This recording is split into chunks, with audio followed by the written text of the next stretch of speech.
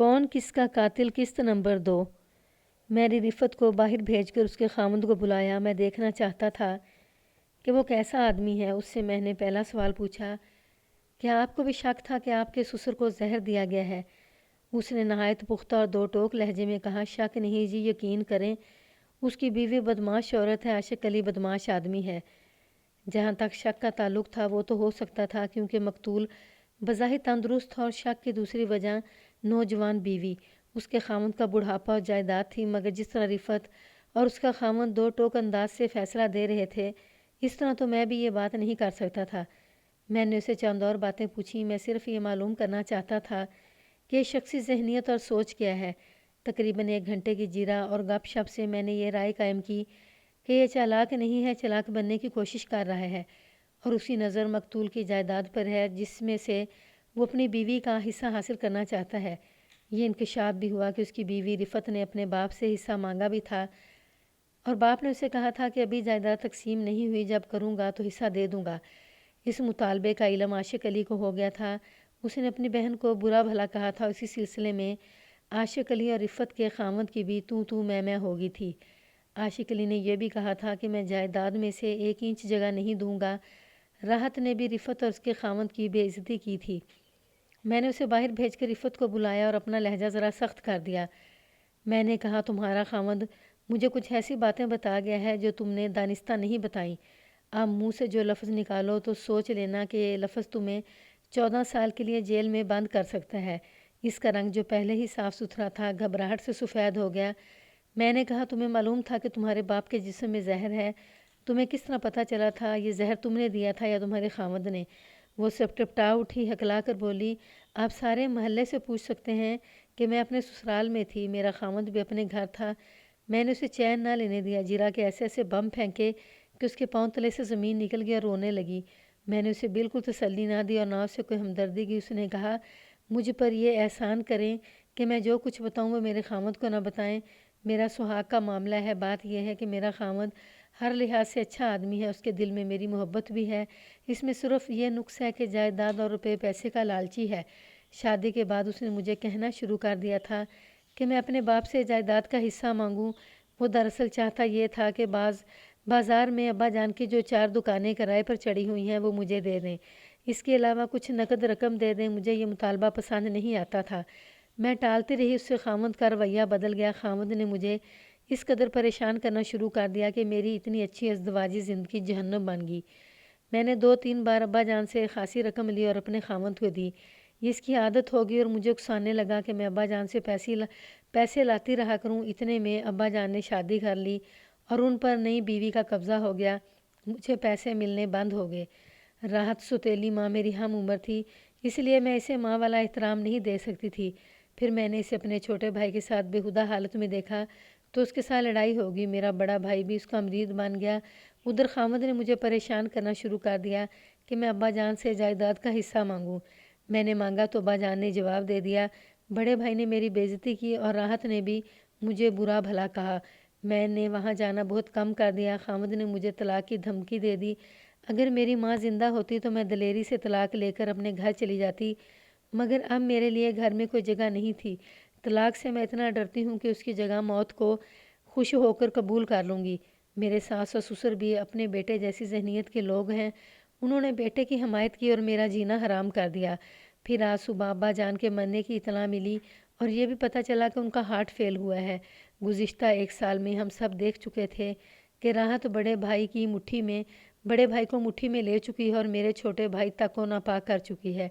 लिहाजा मेरे खामद ने कहा कि तुम्हारे अब्बा जान कत्ल हुए हैं, उनका हार्ट फेल नहीं हुआ। मैंने ये बिल्कुल नहीं सोचा था कि थाने में आकर रिपोर्ट दर्ज कराऊंगी। ये मेरे खामद ने सोची थी और उसने मुझे कहा था कि पुलिस फ़ौरन आ जाएगी। फिर तुम अपने भाई और राहत को ही धमकी देना कि मुझे मेरा हिस्सा और 20,000 रुपया नकद दे दो तो मैं केस वापस ले लूँगी। मैंने साफ इनकार कर दिया। उसने मुझे तलाक की धमकी दी। तलाक के तो सिर्फ नाम से मेरा दिल डूब जाता है। मैं उसकी बातों में आ गई और आपको रिपोर्ट दी, फिर आप आ गए। अब मुझे दूसरा कदम उठाना था, अपने भाई को धमकी देनी थी, लेकिन आपने आकर सारी कार्रवाई इतनी जल्दी से की कि मुझे अपने भाई से बात करने का मौका ही ना मिला। तुम्हारा ये ख्याल था कि मैं बंदर हूँ? मैंने कहा। तुमने कहा कि मेरे बाप को जहर दिया गया तो मैं उठ दौड़ा। پھر تم کہتی کہ نہیں اسے زہر نہیں دیا گیا، میں کیس واپس لیتی ہوں تو میں بندر کی طرح واپس آ جاتا۔ تم بھائی سے جائیداد اور رقم اینٹھنے کے لیے مجھے انگلیوں پر نچانا چاہتی تھی۔ وہ سسکیاں لے کر رونے لگی اور بولی، میں نے آپ کو سچی بات بتا دی ہے، میں نے جو کچھ کیا ہے وہ طلاق سے بچنے کے لیے کیا ہے۔ چاہیے تو یہ تھا کہ اس کے خامند کو میں حوالات میں بند کر دیتا، لیکن مجھے اس لڑکی کا خیال آ گیا ہے کہ ایک کمبخت اسے طلاق دے دے گا۔ یہ دونوں خوش قسمت تھے کہ مرنے والے کو ہی زہر دیا گیا تھا، اور یہ محض اتفاق تھا کہ رفت کے خامند نے ایک ناٹک کھیلا اور قتل کی واردات بے نقاب ہو گئی، ورنہ کسی کو شک تک نہ ہوتا کہ یہ قتل ہے۔ میں نے لڑکی کو الگ بٹھا دیا اور اس کے بیان پر غور کرنے لگا۔ جہاں تک جذبات کا تعلق تھا اس لڑکی نے مجھے متاثر کر لیا تھا، لیکن تفتیش جذبات سے نکل کر کی جاتی ہے۔ میں نے رفت اور اس کے خامند کو مشتبہ افراد قرار دے دیا۔ یہ ممکن تھا کہ مرتضیٰ رفت کا خامند نے ہی رفت کے باپ کو زہر لا دیا اور رفت بھی اس میں شریک ہو۔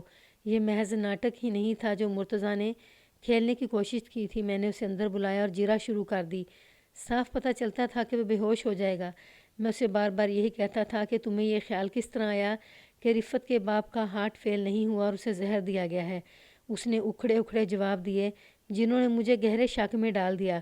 میں نے رفت کو الگ بٹھا دیا اور مرتضیٰ کو الگ۔ مرتضیٰ سے کہا، اچھی طرح سوچو کہ تم اقبال جرم کرنا چاہتے ہو یا میں تفتیش کا لمبا چکر کاٹ کر تم تک پہنچوں۔ اس صورت میں تم مجھ سے کسی رعایت کی توقع نہ رکھنا۔ جناب، اس نے روندھی ہوئی آواز میں کہا، میری اس کے ساتھ نہ کوئی دشمنی تھی نہ کوئی لالچ۔ معلوم ہوتا ہے میری بیوی نے آپ کو میرے خلاف کوئی جھوٹی بات بتا دی ہے۔ جناب، میں نے اسے کہا، آپ کی بیوی بھی آپ کی طرح مشتبہ ہے اور آپ کی طرح وہ بھی پابند کر لی گئی ہے۔ میں نے مقتول کے گھر چھاپا مارا اور تراشی اس طرح لی کہ ہر ایک ٹرنک اور سوٹ کیس کی ایک ایک چیز دیکھی، کوئی کاغذ بغیر دیکھے نہ چھوڑا۔ وہاں راحت کو بٹھا لیا۔ یہ تو میں جانتا تھا کہ وہ اقبال جرم نہیں کرے گی۔ اب تو وہ یہ بھی دیکھ چکی تھی کہ خانہ تلاشی میں کوئی ایسی چیز یا تحریر برآمد نہیں ہوئی جو جرم یا مجرم کی نشاندہی کرتی۔ اس کا اثر یہ ہوا کہ وہ دلیر ہوگی۔ وہ اسی بات پر قائم رہی کہ شادی اس کی مرضی کے مطابق ہوئی تھی اور وہ مقتول کے ساتھ مطمئن اور خوش تھی۔ میں نے عاشق علی اور اس کے چھوٹے بھائی کے متعلق اس کے تعلقات معلوم کرنے کے لیے بہت سے سوال کیے، الفاظ بدل بدل کر اسے گھیرنے کی کوشش کی، مگر اس نے اصل بات تسلیم نہ کی اور کہا کہ میں ان لڑکوں کی سوتیلی ماں ہوں اور وہ مجھے ماں ہی سمجھتے رہے ہیں۔ میں نے پوچھا، کیا تم دوسری شادی کرو گی؟ اس نے جواب دیا، میں سوچ بھی نہیں سکتی، جسے چاہا تھا وہ مر گیا ہے، میں تو اسی گھر میں رہوں گی۔ میں حیران تھا کہ لڑکی پختہ کار ہے یا اسے کسی نے پختہ کار بنا دیا ہے، یعنی جس کی خاطر اس نے خامند کو زہر دیا ہے اس نے اسے یقین دلایا ہے کہ پولیس یہ جرم ثابت نہیں کر سکتی، لہٰذا وہ میرے ہر وار سے اس طرح بچ کر نکل جاتی کہ میں پریشان ہو گیا۔ یہ تو مجھے یقین ہو چکا تھا کہ اس نے اپنے خامند کو زہر دیا ہے، مگر اس نے میرا یقین ہلا ڈالا اور میرے دل میں یہ شک پیدا کر دیا کہ مقتول کو رفت اور اس کے خامند نے زہر دیا ہوگا۔ لیکن میری زیادہ تر توجہ راحت اور عاشق علی پر تھی۔ اس دوران میرے ASI نے مجھے باہر بلایا۔ تلاشی میں وہ میرے ساتھ تھا۔ میں نے اسے کچھ ہدایات دی تھیں، وہ ان پر عمل کر رہا تھا۔ اس نے مجھے شیشے کا گلاس دیا، اس کے متعلق ایک دو باتیں بتائیں اور چند باتیں میرے کان میں ڈال دیں۔ میں کمرے میں گیا، راحت سر جھکائے بیٹھی تھی۔ اس نے سر اٹھایا تو میں نے اس کے اور اپنے سامنے رکھی ہوئی تپائی پر شیشے کا گلاس رکھ دیا اور اس کی آنکھوں میں آنکھیں ڈال دی۔ اس نے نظریں گلاس پر ڈالیں اور پھر میری طرف دیکھنے لگی۔ میں نے اس کے چہرے پر تبدیلی دیکھی، میں خاموش رہا۔ وہ جھنجھلا کر بولی، یہ گلاس آپ نے میرے آگے کیوں رکھ دیا ہے؟ تاکہ تم اسے اچھی طرح پہچان لو، میں نے جواب دیا۔ تم نے پرسوں عاشق علی کے ہاتھ سے گلاس چھین کیوں لیا تھا؟ اسے اس میں پانی کیوں نہیں پینے دیا تھا؟ اس کی گھبراہٹ بڑی صاف تھی، لیکن سنبھل کر بولی، یہ نوکر کا گلاس ہے، اسے معلوم نہیں تھا۔ میں نے گلاس اٹھا کر اپنے پاس رکھ لیا اور راحت سے پوچھا، عاشق علی کا اپنے باپ کے ساتھ کیا جھگڑا تھا؟ یہ باتیں نوکر نے ASI کو بتائی تھیں۔ باپ بیٹے کے درمیان کوئی بات ہوگی، اس نے جواب دیا، مجھے تو کچھ علم نہیں۔ میں نے یہ ظاہر کیے کر کے کہ میں نے اس کی ساری باتیں تسلیم کر لیں، اسے باہر بھیج دیا اور عاشق علی کو اندر بلایا۔ آتے ہی اس نے مجھ سے پوچھا، خدا کے لیے مجھے کچھ سمجھائیے کہ یہ کیا ہو رہا ہے۔ ایک تو والد صاحب کا سایہ سر سے اٹھ گیا، دوسرا پولیس نے ہم پر حملہ کر دیا۔ یہ کہہ کر وہ زاروں قطار رونے لگا، کیا یہ اچھا نہیں ہوا کہ آپ کے سر سے باپ کا سایہ اٹھ گیا ہے؟ میں نے کہا، آپ کا تو ان کے ساتھ ہمیشہ جھگڑا رہتا تھا، اس کا یہ مطلب تو نہیں کہ میں ان کی موت پر خوش ہوں۔ اس نے کہا، آپ کا یہ کہنا غلط ہے کہ میرا ان سے ہمیشہ جھگڑا رہتا تھا۔ کبھی کبھی، جی کبھی کبھی۔ اس نے کہا، یہ بھی تھوڑا عرصہ ہوا کہ ابا جان مجھ سے بگڑنے لگے تھے۔ دوسری شادی کے بعد میں نے کہا جی، اس کے منہ سے جی پھسل گیا، جسے نگلنے کے لیے اس نے کوئی بات بنانے کی کوشش کی، لیکن میں نے ہمدردی اور انس کے لہجے میں کہا جو آدمی بڑھاپے میں نوجوان لڑکی سے شادی کر لیتا ہے وہ اپنے جوان بیٹے کو بھی دشمن سمجھنے لگتا ہے، اور اگر بوڑھا صاحب جائیداد ہو تو اسے وہم ہو جاتا ہے کہ اس کا جوان بیٹا اس سے اس کی بیوی اور جائیداد چھین لے گا۔ یہی مصیبت آپ کے ہاں پیدا ہو گئی تھی۔ میں نے لہجے میں اور زیادہ درد پیدا کر کے کہا آپ پریشان نہ ہوں، والد کا کاروبار سنبھال لیں، انہیں شادی کم از کم اس عمر میں نہیں کرنی چاہیے تھی۔ آپ کی بدقسمتی یہ تھی کہ راحت آپ کو بہت چاہتی تھی۔ یہ بالکل قدرتی بات تھی، وہ آخر جوان ہے، جوانی انسان کو مجبور کر دیتی ہے۔ میں نے لمبا چوڑا لیکچر شروع کر دیا۔ عاشق علی جی جی کہتا رہا۔ میں اس کی کمزوری سے آگاہ تھا، یہ اس کی بہت بڑی کمزوری تھی کہ پولیس اس کے گھر کی تلاشی لے کر اس کے گھر بیٹھی تفتیش کر رہی تھی۔ پولیس انسپیکٹر کو وہ درندہ یا بھوت سمجھ رہا تھا، مگر اس بھوت نے انسانوں کی طرح پیار اور ہمدردی کی باتیں شروع کر دیں تو وہ ریت کی ڈھیری بن گیا۔ میں نے اس کے دل اور دماغ پر قبضہ کر لیا اور اسے اس مقام تک لے آیا کہ اس نے میری اس بات پر بھی جی کہہ دی کہ راحت کا چال چلن اچھا نہیں اور اس نے تمہیں اپنی عیاشی کا ذریعہ بنا لیا تھا۔ اس کے منہ سے جی نکل گئی تو میں نے کسی رد عمل کا اظہار نہ کیا اور کہا آپ کے والد صاحب کو شاید پتہ چل گیا تھا کہ راحت کے ساتھ آپ کے تعلقات قابل اعتراض ہیں، جھگڑے کی وجہ یہی تھی، اور پھر آپ نے انہیں یہ بھی کہہ دیا کہ جائیداد آپ کے نام منتقل کر دی جائے۔ ادھر آپ کی بہن نے اپنے حصے کا مطالبہ کر دیا۔ اس سے آپ کے والد صاحب اور زیادہ غصے میں آ گئے۔ بہن کو تو میں نے ڈانٹ بھی دیا تھا، اس نے کہا اور پھر کسی مسکراہٹ سے پوچھا آپ کو یہ باتیں کس نے بتائی ہیں؟ مجھ سے کچھ بھی چھپا ہوا نہیں، میں نے اسے کہا، اور گلاس اس کے سامنے رکھ کر پوچھا اس روز آپ اس گلاس میں پانی پینے لگے تھے تو راحت نے یہ آپ کے ہاتھ سے چھین کیوں لیا تھا؟ کہتی تھی کہ یہ نوکر کا ہے۔ یہ کہاں رکھا تھا؟ باورچی خانے میں، اس نے جواب دیا۔ پانی پینے کے لیے میں خود ہی باورچی خانے میں چلا گیا۔ یہ گلاس الگ رکھا تھا، میں نے اس میں پانی ڈالا تو راحت آ گئی، اس نے گلاس میرے ہاتھ سے چھین کر الگ رکھ دیا اور کہا کہ مجھ سے پانی کیوں نہیں مانگا، یہ نوکر کا گلاس ہے۔ اس نے مجھے دوسرے گلاس میں پانی ڈال دیا تھا۔ اس نے مجھ سے پوچھا یہ گلاس آپ نے اپنے پاس کیوں رکھا ہوا ہے؟ آپ کو کچھ بھی معلوم نہیں؟ میں نے پوچھا۔ یہی تو میں نے آپ سے پوچھا ہے، اس نے کہا۔ اس گلاس میں آپ کے والد صاحب کو زہر دیا گیا تھا، میں نے کہا، اور یہ بات آپ کے علم میں ہے؟ اس کی آنکھیں ٹھہر گئیں، اس کے منہ سے سرگوشی نکلی، زہر؟ مجھے علم ہے؟ پھر اس نے آگے جھک کر پوچھا آپ نے یہ کیسے کہہ دیا کہ مجھے اس کا علم ہے؟ میں نے اسے کہا آپ مجھ سے سوال نہ پوچھیں، میرے سوالوں کے جواب دیتے چلے جائیں، یہ معمہ حل ہو جائے گا۔ اگر آپ میری مدد کریں تو ہم دونوں کا کام آسان ہو جائے گا۔ بہتر ہے کہ پولیس اسٹیشن چلتے ہیں۔ میں نے راحت کو دانستہ نظر انداز کر دیا۔ اس کے گھر سے نکلتے وقت میں نے اسے کہا آپ ناراض تو ضرور ہوں گی، لیکن میں اپنی ڈیوٹی سے مجبور ہوں۔ میں اسے حیران اور پریشان چھوڑ کر عاشق علی کو ساتھ لیے تھانے چلا گیا۔ میں نے اپنا انداز دوستانہ رکھا، اس کی خاطر تواضع کی اور دوستانہ لب و لہجے میں تفتیش شروع کی۔ شام تک تو وہ مان گیا کہ راحت کے ساتھ اس کے تعلقات ناجائز تھے اور راحت پردہ پوشی کے لیے مقتول کے ساتھ نہایت اچھا سلوک کرتی تھی۔ راحت کے متعلق عاشق علی نے یہ نیا انکشاف کیا کہ اس کا رشتہ انور نام کے ایک آدمی کے ساتھ طے ہو گیا تھا، لیکن راحت کی شادی مقتول کے ساتھ کر دی گئی۔ عاشق علی کے الفاظ کچھ اس قسم کے تھے، ابتدا میں راحت کسی کے ہاتھ میں نہیں آتی تھی، ایسے معلوم ہوتا تھا جیسے کسی جنگلی جانور کو پنجرے میں بند کر دیا گیا ہو۔ کچھ کھاتی پیتی بھی نہیں تھی، پہلے تو روتی رہی، پھر اس نے لڑائی جھگڑے شروع کر دیے۔ میں نے اسے بہلانے پھسلانے کی ذمہ داری سنبھال لی تو وہ میرے ساتھ کھل گئی۔ اس نے میرا دماغ بھی خراب کر دیا۔ اس کے بعد وہ خوش رہنے لگی۔ وہ 8ویں 10ویں روز اپنے گھر چلی جاتی تھی۔ کچھ عرصہ بعد مجھے پتہ چلا کہ وہ شخص سے ملتی ہے جس کے ساتھ اس کا رشتہ طے ہوا تھا۔ عاشق علی نے مجھے تفصیل سے بتایا کہ اس نے پیچھا کر کے راحت کو اس آدمی کے ساتھ دیکھا تھا، اس کا نام انور تھا اور عمر عاشق علی جتنی، یعنی 22-23 سال۔ عاشق علی نے مجھ پر ثابت کرنے کی کوشش کی کہ اپنے باپ کو زہر دینے میں وہ شریک نہیں ہے۔ اس نے بہت سی دلیلیں دے کر یہ ثابت کرنے کی پوری کوشش کی کہ راحت نے انور کے ساتھ مل کر اس کے باپ کو زہر دیا ہے۔ اس کی دلیلیں میرے لیے قابل قبول تھیں۔ انور ایک نیا مشتبہ تھا جو میرے سامنے آیا۔ میں نے عاشق علی کو مشتبہ فہرست میں سے خارج نہ کیا، لیکن اسے یہ تاثر دیا کہ انور کا نام سامنے آ جانے سے میں اب اسے مشتبہ نہیں سمجھتا۔ میرے سامنے اب 5 مشتبہ افراد تھے، رفعت، اس کا خاوند، عاشق علی، راحت اور انور۔ راحت کے متعلق تو یقین ہو گیا تھا کہ زہر اسی نے دیا ہے۔ اب مجھے یہ معلوم کرنا تھا کہ اس کا ساتھی عاشق علی ہے یا انور۔ مخبروں کا گھیرا ان کے گرد تنگ ہوتا جا رہا تھا۔ میرا ASI میری ہدایات کے مطابق اپنی خفیہ کارروائیوں میں مصروف تھا۔ مجھے کوئی غم نہیں تھا۔ میں نے طے کیا تھا کہ اگلے روز راحت کو باقاعدہ حراست میں لے لوں گا۔ رات کے 9 بج رہے تھے۔ میں نے عاشق علی کو یہ کہہ کر چھٹی دے دی کہ وہ کل 9 بجے صبح تھانے میں آ جائے۔ یہ میری بہت بڑی غلطی تھی۔ عاشق علی نے اعتراف کر لیا تھا کہ اس کا باپ کے ساتھ جھگڑا ہوتا رہتا تھا اور جھگڑے کی وجہ یہ تھی کہ اس کے راحت کے ساتھ بے جا تعلقات تھے۔ مجھے چاہیے تھا کہ اسے باقاعدہ گرفتار نہ کرتا تو تفتیش کا پابند کر کے تھانے میں بٹھائے رکھتا، اور اگر اسے گھر ہی بھیجنا تھا تو اس کی حرکات پر نظر رکھنے کے لیے آدمی مقرر کر دیتا۔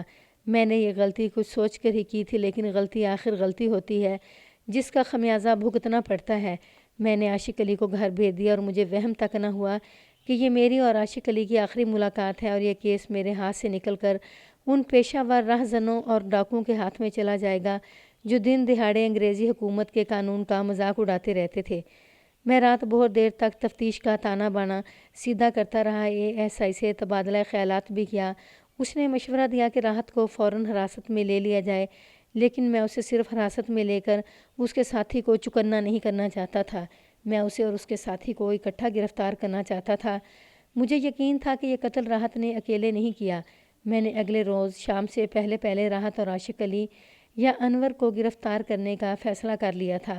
اگلے روز 9 بجے عاشق علی نہ آیا، 10 بج گئے تو میں نے ایک کانسٹیبل کو بھیجا کہ وہ عاشق اور راحت کو تھانے لے آئے۔ ASI کو میں نے انور کے گھر یہ معلوم کرنے کے لیے بھیج دیا کہ کیا اس کا رشتہ راحت کے ساتھ طے ہوا تھا، اور اسے یہ بھی کہا کہ وہ انور کو تھانے میں لے آئے۔ ASI کو 1 گھنٹہ بعد جانا تھا کیونکہ ایک اور تفتیش کا کچھ کاغذی کام فوری طور پر کرنا تھا۔ وہ ابھی یہ کام کر رہا تھا کہ کانسٹیبل عاشق علی کے چھوٹے بھائی اور نوکر کو ساتھ لے آیا۔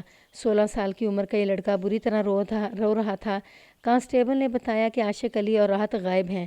عاشق علی کے چھوٹے بھائی نے بتایا کہ عاشق علی کو اس نے آخری بار اس وقت دیکھا تھا جب وہ کل میرے ساتھ تھانے آیا تھا۔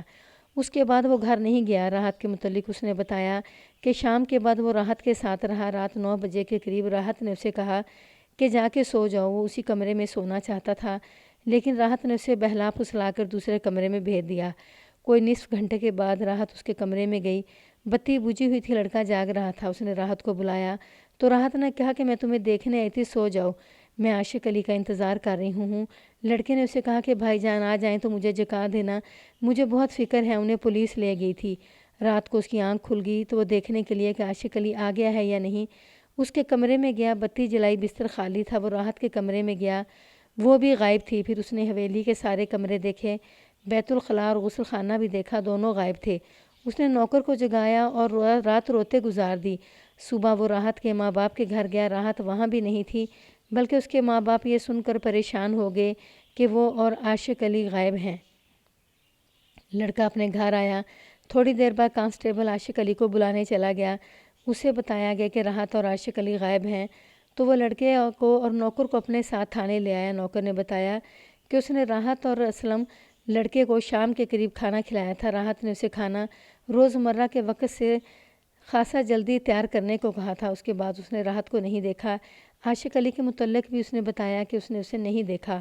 ان دونوں سے میں نے جو باتیں معلوم کیں ان سے میں نے یہ اندازہ لگایا کہ عاشق علی کو جس وقت میں نے گھر جانے کی اجازت دی تھی اسے کوئی 1 گھنٹہ بعد دونوں غائب ہوئے ہیں، اور ہوا یہی کہ عاشق علی گھر گیا تھا تو راحت اسلم کو اس کے کمرے میں بھیج چکی تھی اور پھر دیکھنے گئی تھی کہ وہ سو گیا ہے یا نہیں۔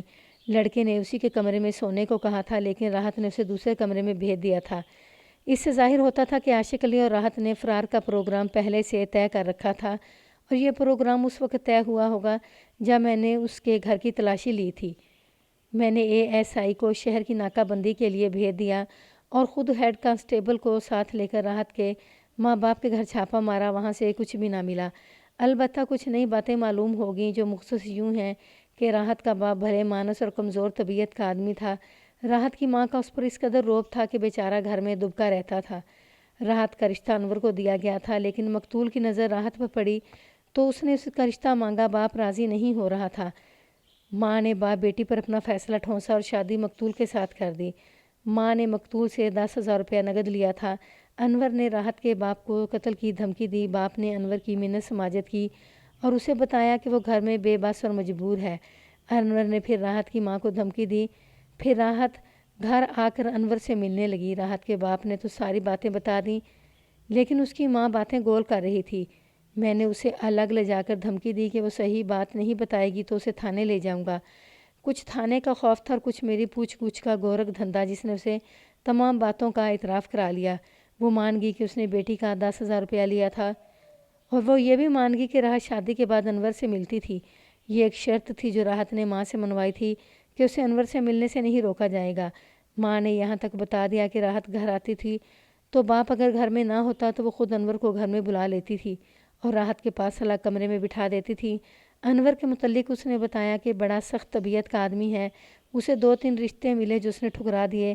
راحت کے متعلق ماں نے بتایا کہ خاوند کے مرنے کے بعد وہ ادھر نہیں آئی۔ میں انور کے گھر گیا۔ اس کے ماں باپ نے بتایا کہ انور بڑا ضدی لڑکا ہے، شادی کا نام نہیں لینے دیتا۔ میں نے پوچھا کہ وہ کہاں ہے تو باپ نے کہا کہ وہ اس کے ہاتھ سے نکل گیا ہے، اکثر گھر سے غائب رہتا ہے، اتنا خود سر ہو گیا ہے کہ والدین اس کے لیے پریشان ہیں کہ یا اپنی جان لے لے گا یا کسی کو مار ڈالے گا۔ راحت کے باپ نے بتایا کہ اس لڑکی نے لڑکے پر قبضہ کر رکھا ہے، وہ اپنے گھر آتی ہے تو انور کو بلا لیتی ہے، اسے کپڑے اور پیسے دیتی ہے۔ باپ نے کہا مجھے شک ہوتا ہے کہ راحت مقتول کی برائے نام بیوی ہے، اس نے اور انور نے در پردہ شادی کر رکھی ہے۔ میں نے جب اسے بتایا کہ راحت نے خاوند کو زہر دیا ہے اور وہ لاپتہ ہے تو باپ رو پڑا اور کہنے لگا اس لڑکے نے مجھے جس طرح پریشان کر رکھا ہے اس سے تو بہتر ہے کہ وہ پھانسی چڑھ جائے، رو دھو کر صبر کر لوں گا۔ اب تو محلے برادری میں اس نے سارے خاندان کو بدنام کر رکھا ہے، میں اس کی ماں اور اس کی بہنیں کسی کو منہ دکھانے کے قابل نہیں رہے، یہ بدبخت میرا ایک ہی لڑکا ہے۔ ماں باپ کی پریشانی تو اپنی جگہ تھی، میری پریشانی یہ تھی کہ انور بھی لاپتہ، عاشق علی بھی غائب، راحت گئی تو کس کے ساتھ گئی ہے؟ شہر کی ناکہ بندی بیکار تھی، رات کے وقت 3 ریل گاڑیاں یہاں رکتی تھیں، 2 بسیں بھی رات کو یہاں سے روانہ ہوتی تھیں۔ راحت اور اس کے ساتھی کم و بیش 200 میل دور پہنچ چکے ہوں گے۔ اب مجھے ملزموں کی تصویریں حاصل کر کے مختلف شہروں میں بھیجنی تھی اور ان کی تلاش کے دیگر اقدام کرنے تھے۔ وہ دن اسی بھاگ دوڑ میں گزر گیا۔ دوسرے دن 2 دیہاتی تھانے میں آئے اور اطلاع دی کہ شہر سے 2 میل دور ایک قدرتی جوہڑ میں ایک شہری کی لاش پڑی ہے، کپڑے خون سے لال ہیں۔ میں قتل کی ایک اور واردات رجسٹر کرنے کے لیے چل پڑا۔ ہیڈ کانسٹیبل اور 2 کانسٹیبلوں کو ساتھ لیا، تانگے میں بیٹھے اور روانہ ہو گئے۔ یہ دیہاتی مجھے ایسے علاقے میں لے گئے جہاں سے کم ہی لوگوں کا گزر ہوتا تھا۔ اس زمانے میں وہ علاقہ ویران تھا، سرکنڈے اور جھاڑیاں تھیں اور درخت بھی تھے، علاقہ زیر کاشت نہیں تھا۔ ایک پگڈنڈی گزرتی تھی جس پر دن کے وقت بیل گاڑیاں یا کوئی باپیادہ لوگ گزرتے ہوں گے، ورنہ یہ راستہ عام نہیں تھا۔ دور دور تک کوئی گاؤں نہیں تھا۔ سنا تھا کہ کچھ عرصہ پہلے انگریز یہاں سور کا شکار کھیلا کرتے تھے، اس وجہ سے بھی انہوں نے اس علاقے کو آباد نہیں ہونے دیا تھا۔ دیہاتیوں نے ایک جگہ تانگا رکوایا اور مجھے ایک طرف لے گئے، کم و بیش 150 گز دور ایک جوہڑ کے کنارے لے گئے تو گدھوں کی چڑچڑ کی خوفناک آوازیں سنائی دے رہی تھیں۔ وہ لاش کو کھا رہے تھے۔ لاش جوہڑ کے کنارے پڑی تھی، وہاں پانی بہت تھوڑا تھا، کنارے پر سرکنڈے اور جھاڑیاں تھیں، لاش ان میں چھپی ہوئی تھی۔ یہ لاش عاشق علی کی تھی۔ ان دیہاتیوں کو یہ نظر نہیں آ سکتی تھی۔ وہ 150 گز دور سے گزر رہے تھے، راستے میں ایک جگہ انہوں نے خون گرا ہوا دیکھا۔ زمین پر انہیں ایسے نشان نظر آئے جو صاحب بتاتے تھے کہ یہاں کوئی لڑائی جھگڑا ہوا ہے۔ وہاں سے ایک نمایاں نشان ایک طرف کو جاتا تھا، جیسے کسی انسان کو مردہ یا زندہ حالت میں گھسیٹ کر لے جایا گیا ہو۔ خون صاف نظر آتا تھا جو خشک تھا، زمین کچی تھی جس نے میری خوب رہنمائی کی۔